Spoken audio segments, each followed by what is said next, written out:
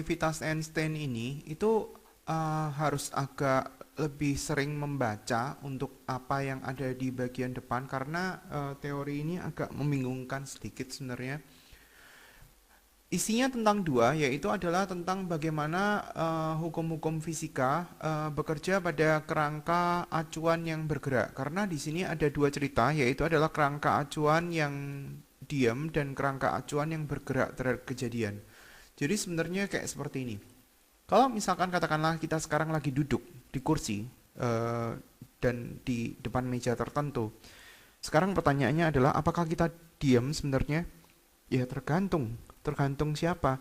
Tergantung dari apakah kita kerangka acuannya itu adalah meja atau kerangka acuannya adalah orang yang di matahari atau orang yang di Mars. Karena kalau menurut kerangka acuan orang yang sedang di depan kita yang dia itu juga duduk juga, maka kita posisinya adalah diem. Ya betul.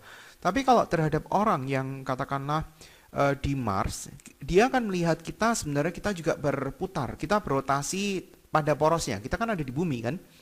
Jadi sebenarnya kita dibilang diem, enggak juga. Kita dibilang bergerak, enggak juga. Tergantung daripada kerangka acuan yang mana yang sedang kita bahas di sini. Jadi sudah ada satu pergolakan kita sebenarnya apa? Kalau misalkan ada seseorang yang dia tuh sedang berada di perjalanan kereta api dan mungkin kereta apinya itu cukup bagus, jadi dia nggak merasakan goyangan-goyangan. Dia bisa ngomong bahwa dia itu diem, sebenarnya dia diem. Tapi kalau misalkan terhadap seseorang yang katakanlah kereta itu melintas di perlintasan kereta dan orang itu sedang ada di atas motor yang menunggu kereta itu lewat, berarti dia akan ngomong bahwa kita itu sebenarnya bergerak. Itu maksudnya. Jadi ada kalau misalkan cerita tentang orang di kereta itu, berarti ada kerangka acuan yang diem dan kerangka acuan yang bergerak. Kerangka acuan yang diam terhadap kejadian, katakanlah kejadiannya adalah orang yang di dalam kereta, ya adalah kereta itu sendiri. Sedangkan kerangka acuan yang bergerak terhadap kejadian, berarti dalam hal ini adalah orang yang ada di motor yang menunggu perlintasan tadi. Aneh kan ya? Yang bergerak adalah orang yang ada di dalam kereta, tapi dikatakan bahwa kerangka acuan yang di dalam kereta itu adalah diam terhadap kejadian. Jadi agak membingungkan sebenarnya. Nah, hukum-hukum fisika, apapun hukum fisikanya, hukum fisika, hukum Newton yang pertama, hukum Newton yang kedua, hukum Newton yang kedua, itu tetap berlaku untuk kerangka acuan yang diam atau kerangka acuan yang sekarang yang bergerak terhadap kejadian. Itu yang pertama. Kecepatan cahaya yang nilainya adalah 3 kali 10 pangkat 8 meter per detik. Itu adalah nilai yang dia itu sama terhadap kerangka acuan yang diam atau kerangka acuan yang bergerak karena kecepatan ini nilainya cukup besar terhadap kerangka acuan apapun. Jadi dia nilainya mutlak terhadap kecepatan apapun. Pada saat kita belajar tentang relativitas Einstein itu sebenarnya terdiri atas beberapa dan dia terpisah sendiri-sendiri kecuali ada satu konstanta namanya gamma yang nilainya adalah 1 min V kuadrat per C kuadrat. Gamma ini dipakai untuk benda-benda yang bergerak mendekati kecepatan cahaya.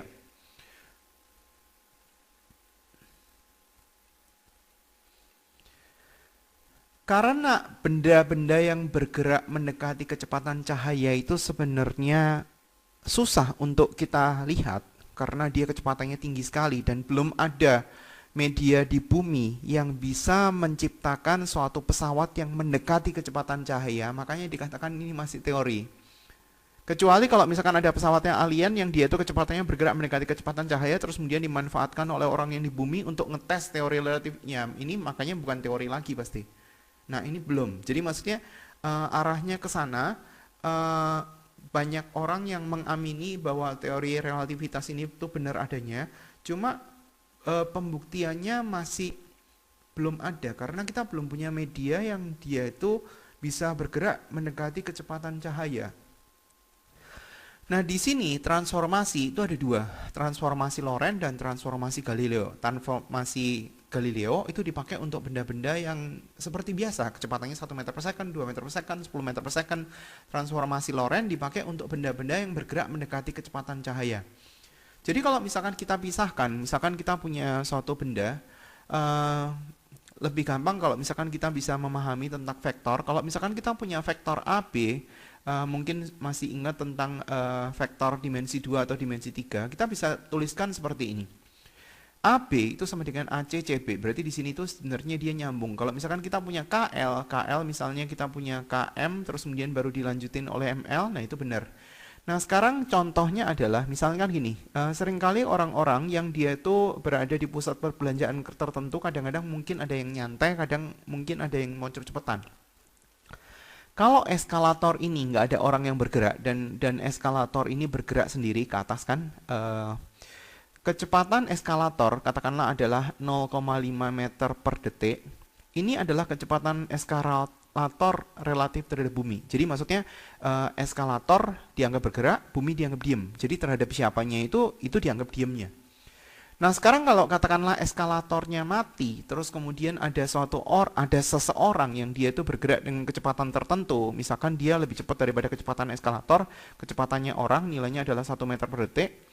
Jadi ini adalah kecepatan orang relatif terhadap eskalator, karena dalam hal ini eskalatornya itu diem. Eskalator diem, orang bergerak dengan kecepatan 1 meter per detik. Bagaimana kalau misalkan ditanya, kalau dua-duanya bergerak? Orangnya bergerak terhadap eskalator dan eskalatornya bergerak terhadap bumi. Jadi kalau misalkan kita mau nyari tahu kecepatan orang relatif terhadap bumi, berarti adalah kecepatan orang relatif terhadap eskalator ditambah kecepatan relatif eskalator terhadap bumi. Sama kayak seperti vektor tadi kan, OB terus kemudian OE, EB kan E-nya nyambung. Kecepatan orang relatif terhadap eskalator 1, kecepatan eskalator relatif terhadap bumi itu adalah 0,5.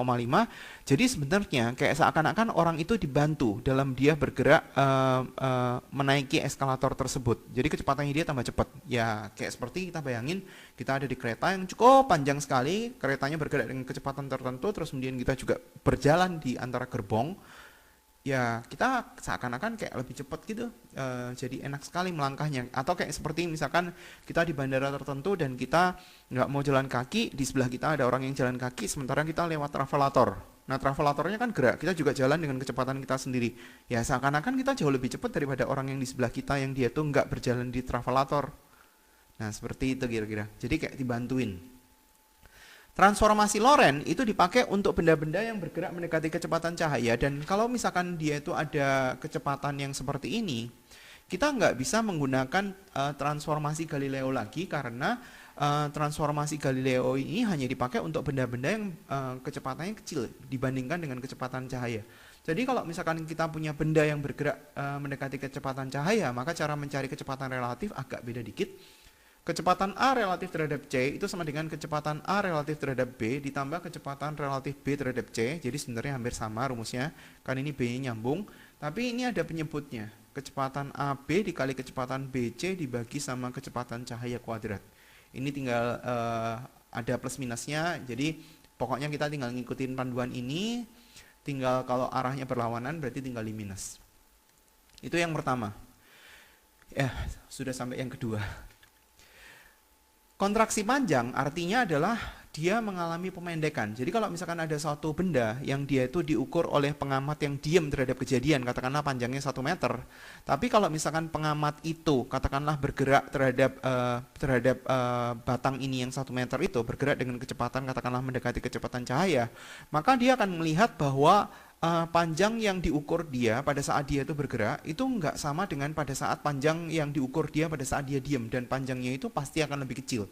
Jadi L aksen itu selalu lebih kecil daripada L0. Cara nyarinya itu pakai ini, L0 dibagi dengan gamma. Jadi ini namanya adalah kontraksi panjang. Kemudian dari sisi waktu, dia ada namanya itu dilatasi waktu. Jadi dilatasi waktu itu waktunya itu mulur, artinya waktunya ini mulur dan dia berasa lebih lama. Mungkin kalau misalkan nonton film-film yang futuristik, film-film yang terkait dengan time travel, mungkin yang paling gampang lihat Avenger kali ya, Avenger yang paling terakhir. Avenger yang paling terakhir itu kan pada saat pas si Captain America mau balikin batunya ke masa lalu, itu kan perjalanan di masa lalu kan lama. Jadi pada saat orang yang di bumi, orang yang temannya Captain America siapa ya waktu itu, Hulk, dia ngomong bahwa Captain America ini akan jalan-jalan kurang lebih sekitar 5 menit. Tapi pada kenyataannya dia balikin batunya di masa di mana dia melakukan time travel itu lebih lama. Jadi 5 menit di bumi itu serasa katakanlah mungkin 5 bulan di pada saat dia perjalanan time travel itu. Jadi seakan-akan 5 menitnya di bumi itu mulur dalam waktu yang dia itu lebih jauh. Jadi kalau misalkan kita 1 detik di bumi, tik gitu. Tapi pada saat di tempat yang lain yang dia tuh di pesawat yang bergerak mendekati kecepatan cahaya, tiknya itu kayak agak ditahan gitu. Eh, Tik baru 1 detik gitu. Jadi waktunya itu berasa lebih lama. Kita yang di bumi ngomong itu katakanlah 2 menit, tapi orang yang menjalani itu dia 2 menitnya itu lama sekali gitu. Nah, itu artinya pemuluran waktu. Cara nyarinya ini, delta T aksen adalah delta T yang diukur oleh kerangka acuan yang bergerak terhadap kejadian. Ini adalah kerangka delta T, interval waktu yang diukur oleh pengamat yang diam terhadap kejadian. Nah, nanti sambil kita lihat soalnya. Kemudian adalah momentum relativistik. Jadi setiap benda yang bergerak dia mempunyai 2 hal, yaitu adalah energi kinetik sama momentum. Di sini kita pelajari tentang momentumnya. Kalau kita mau nyari momentum, biasa momentum itu sama dengan massa kali kecepatan. Kalau kita mau nyari momentum pada saat benda itu diam, ya berarti massanya pada saat diam. Karena pada saat benda bergerak, massanya itu beda. Massanya itu lebih gede. Karena nilai gamanya lebih besar dari 1, berarti M aksennya itu pasti lebih besar daripada M0. Kalau karena M aksen lebih gede daripada M0, berarti momentum pada saat benda bergerak ya pasti lebih besar. Momentum aksen itu pasti lebih besar daripada momentum 0. Momentum pada saat benda itu diam. Kemudian terkait dengan energi. Ada energi pada saat dia itu diam. Ini E0 itu energi pada saat benda itu diam. Terus kemudian E aksen itu adalah energi pada saat benda itu bergerak. Nah, selisih antara mereka itu adalah energi kinetik. Energi yang dimiliki oleh benda-benda yang punya kecepatan. Kalau kita ganti M aksennya itu kita ganti gamma dikali sama M0 dikali sama C kuadrat. Karena M aksennya adalah gamma kali M0. Di sini kita tulis M0 kali C kuadrat. Kalau misalkan kita tarik keluar M0 kali C kuadrat, gamma min 1, nah itu adalah rumus pemfaktoran daripada energi kinetik. Selisih daripada energi diam dan energi bergerak itu adalah energi kinetik. C, kecepatan cahaya di udara ya, nilainya 3 kali 10 pangkat 8 meter per detik. Jadi kalau misalkan masanya kita pakai satuan dalam kilogram, berarti E-nya itu satuannya akan joule, karena ini adalah satuan tentang energi. Kemudian kita tinggal latihan ya.